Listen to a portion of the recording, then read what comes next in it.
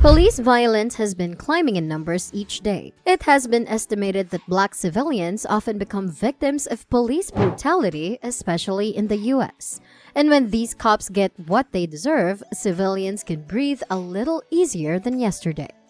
Here are a few of the most enjoyable courtroom moments of dirty cops. Number 1. Michael Dotro. This is Michael Dotro, a former police officer from Edison who committed arson to take revenge on his supervisor. On May 23, 2013, Dotro used 2 containers filled with gasoline to purposely ignite a fire at his supervisor's home. The house contained the supervisor, Captain Anderco himself, his wife, their 2 children, and even his 92-year-old mother. The house sustained significant damage, but fortunately, the family remained uninjured. Dotro received a sentence of serving 20 years in prison for the charge of attempted murder, 10 years imprisonment for aggravated arson, and another 10 years for official misconduct. He showed no remorse for either the family he tried to murder, the witness he tampered with, or the officers who lost their jobs for being involved with him. His sentencing continued to pile up as he was again sentenced to a 5-year prison sentence for his involvement in a conspiracy to interfere with a witness. Furthermore, he faced an added 18-month prison term for participating in a conspiracy to take revenge. All these terms will be carried out concurrently rather than consecutively. Number 2. David Oliver. Next, we have David Oliver, former police chief of Brimfield Township.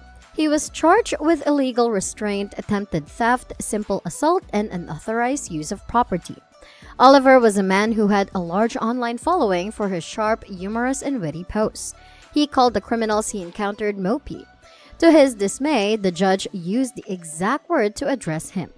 A female officer who was also a colleague of Oliver came forward with accusations of misconduct, which included the charges of sexual assault. Crystal Casterline, the female officer, came forward and revealed detailed facts.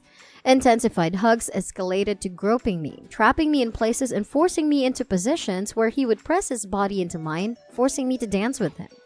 Even though he denied all allegations at first, he decided to enter a guilty plea for all charges against him in the end. He was sentenced to 2-year probation and was obliged to provide reparations. Additionally, he was prohibited from ever continuing his role as a police officer. Number 3. Newman Raja. A 31-year-old musician, Corey Jones, was killed during an encounter with a police officer. Newman Raja, the police officer in question, had shot and killed Jones on August 18, 2015. At around 3:15, Raja, while on duty but dressed in plain clothes, encountered a vehicle that he believed was abandoned on the side of the road. Jones was stranded on the side of the road as his car had broken down when Raja found him. They engaged in a brief conversation where Jones expressed his situation. However, when he noticed the firearm that Jones owned, Raja was adamant in claiming that Jones had aimed it at him. But it was false information as Raja had fired his own weapon at Jones as he was trying to run away. Raja had shot 6 bullets, which struck Jones and killed him. In March, 3 years later, he was convicted and found guilty on 2 charges: manslaughter by culpable negligence and attempted first-degree murder with a firearm. Adnan Raja, Newman Raja's brother, who was also a policeman, spoke on behalf of him.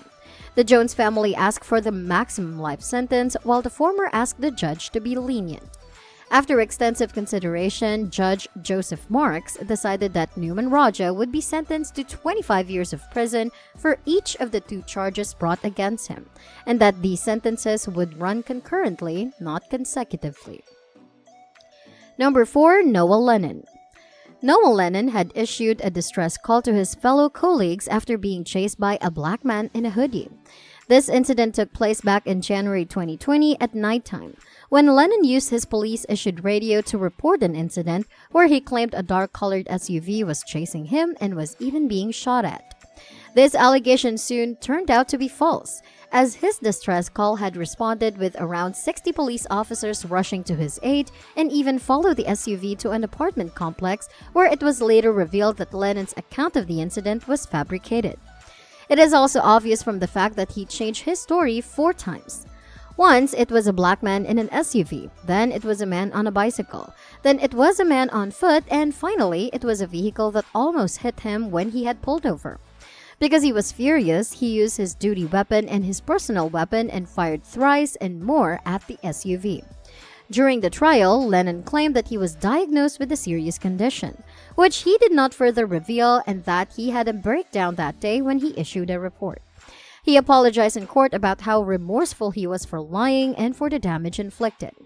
He had failed to fulfill his obligation of paying over $10,000 in reparations to the police officers who had responded to the incident that night.